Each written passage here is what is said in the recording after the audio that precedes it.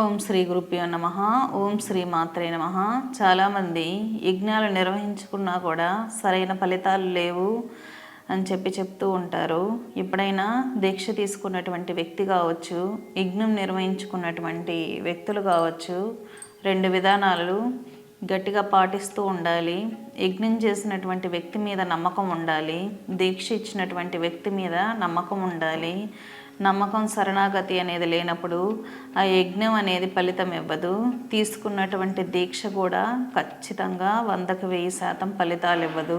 చాలామంది యజ్ఞాలు చేసుకునేటటువంటి వ్యక్తి ఎవరైతే యజ్ఞం నిర్వహిస్తాడో అటువంటి వ్యక్తిని నమ్మాలి.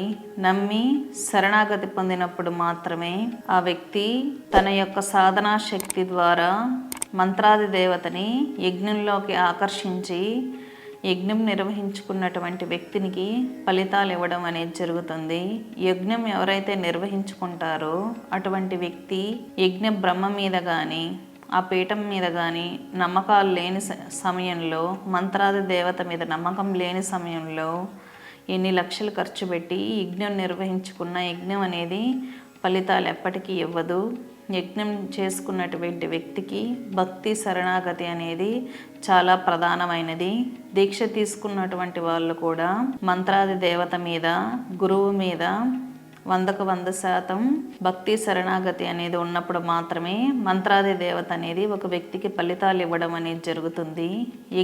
యజ్ఞ బ్రహ్మ కానీ యజ్ఞం చేసేటటువంటి వ్యక్తికి కానీ ఎప్పుడైనా ఖచ్చితంగా ఉపాసనా బలం అనేది ఉండాలి. ముఖ్యంగా బ్రాహ్మణులు యజ్ఞం నిర్వహించేటప్పుడు సరైన విధానంలో యజ్ఞం నిర్వహించేటటువంటి వ్యక్తి గొప్ప ఉపాసకుడై ఉండాలి. అతను గాయత్రి జపం చేస్తూ, సంధ్యావందనం చేస్తూ నియమాలు పాటించేటటువంటి వ్యక్తి అయి ఉండాలి. అటువంటి బ్రాహ్మణులు యజ్ఞం చేస్తే మాత్రమే ఫలితాలు అనేది ఉంటాయి. మిగిలినటువంటి ఉపాసకులు కూడా వేరే వేరే ఆచారాలకు సంబంధించినటువంటి వ్యక్తులు కావచ్చు, వేరే వేరే పీఠాలకు వెళ్ళినప్పుడు అతని యొక్క ఆచారంలో, వామాచారంలో కావచ్చు, దక్షిణాచారంలో కావచ్చు, కౌళాచారంలో కావచ్చు, వారి యొక్క ఆచారాలను నిర్వహిస్తూ నియమ నిబంధనలను పాటిస్తూ ఉపాసకను కలిగి ఉండాలి. అటువంటి వ్యక్తులు అటువంటి పీఠాలలో యజ్ఞాలు నిర్వహిస్తే మాత్రమే సరైన ఫలితాలు ఉంటాయి. యజ్ఞం చేసిన తర్వాత, యజ్ఞం అంటే దేవతలకి ఆహారం సమర్పించటం. యజ్ఞం చేసిన తర్వాత ఖచ్చితంగా యజ్ఞం చేయించుకున్నటువంటి వ్యక్తికి ఫలితాలు అనేది ఉంటాయి. సరైన ఉపాసనా బలం లేకపోయినా, యజ్ఞం చేసినటువంటి పీఠం మీద వ్యక్తి మీద నమ్మకం లేకపోయినా, ఎన్ని లక్షలు ఖర్చు పెట్టి యజ్ఞం చేసినా అది వృధా అయిపోతుంది. కాబట్టి మనిషి ఎప్పుడు దేవతలకు పరీక్షలు పెట్టకూడదు. దేవతలకు ఏది సమర్పించినా త్యాగభావంతో సమర్పించాలి. దేవతల యొక్క సంతుష్టి కొరకు వారిపైన భక్తిభావంతో దేవతలకు ఆహుతులు సమర్పించవలసి ఉంటుంది. ఎప్పుడు గురువుకు దానం చేసిన, దేవతలకు దానం చేసిన, దేవతలకు ఏదైనా పూలు పళ్ళు సమర్పించిన, యజ్ఞం నిర్వహించిన వారికి పూర్తి శరణాగతి భావంతో ఉండాల్సి ఉంటుంది. ఎంతో ఖర్చు పెట్టాము అనే భావనతో ఉన్నటువంటి వ్యక్తులకి యజ్ఞం ఎప్పటికీ ఫలితాలు ఇవ్వదు. పూజ కూడా ఫలితాన్ని ఇవ్వదు. ఏమాత్రం మనీ మీద దృష్టి పెట్టకుండా దేవతల మీద దృష్టి పెట్టినటువంటి వ్యక్తికి మాత్రమే ఫలితాలు అనేది ఖచ్చితంగా ఉంటాయి. మనిషి యొక్క భక్తి పట్ల, శరణాగతి పట్ల మాత్రమే దేవతలు సంతుష్టులు అవుతారు. యజ్ఞం తర్వాత ఖచ్చితంగా మంత్రాది దేవత అనేది యజ్ఞం నిర్వహించుకున్నటువంటి వ్యక్తికి ఫలితాలు అనేది ఖచ్చితంగా ఇస్తుంది. కానీ యజ్ఞం చేసుకున్నటువంటి వ్యక్తులు ఓపిక పట్టాల్సి ఉంటుంది.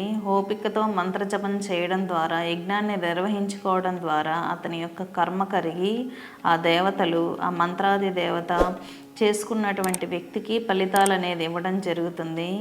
కానీ ఒక వ్యక్తి ఎప్పుడైతే కమర్షియల్గా ఆలోచిస్తారో, భక్తి భావన లేకుండా యజ్ఞం నిర్వహించుకోవడం కానీ, పూజలు నిర్వహించుకోవడం కానీ జరుగుతుందో అటువంటి వ్యక్తులకైతే ఖచ్చితంగా ఫలితాలు అనేది ఉండదు. దేవతల పట్ల మనుషులు ఏం చేసినా అంకిత భావంతో, శరణాగతితో చేయాల్సి ఉంటుంది. అప్పుడు మాత్రమే మనుషులు సరైనటువంటి ఫలితాలను పొందగలరు. ఎవరైతే యజ్ఞాన్ని నిర్వహిస్తారో, ఏ పీఠం నిర్వహిస్తుందో, ఏ వ్యక్తి అయితే మంత్రదీక్ష ఒక వ్యక్తికి ఇస్తాడో అతని పట్ల, దేవత పట్ల, మంత్రం పట్ల ఒకే రకమైనటువంటి భావనను కలిగి ఉండాలి. దేవతని, గురువుని, మంత్రాన్ని వేరు చేసి చూడకూడదు. ఇటువంటి వ్యక్తులకు మాత్రమే యజ్ఞం చేసుకోవడం ద్వారా, దీక్ష తీసుకోవడం ద్వారా సరైన ఫలితాలు అనేది అందుతాయి. స్వస్తి.